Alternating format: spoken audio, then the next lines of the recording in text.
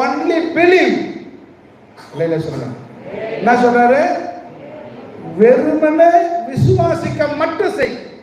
என்ன பண்ணு? பயப்படாத, விசுவாசிக்க மட்டும்.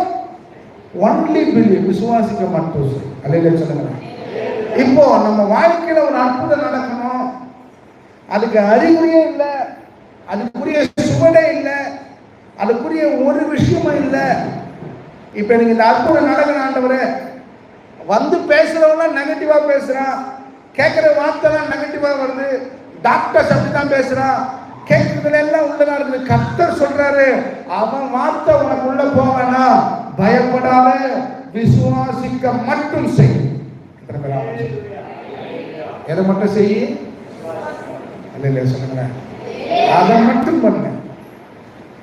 ஆண்டவர் பாரு, அடுத்தது போனாரு, அந்த பொண்ணை தொட்டாரு, உயிரோடு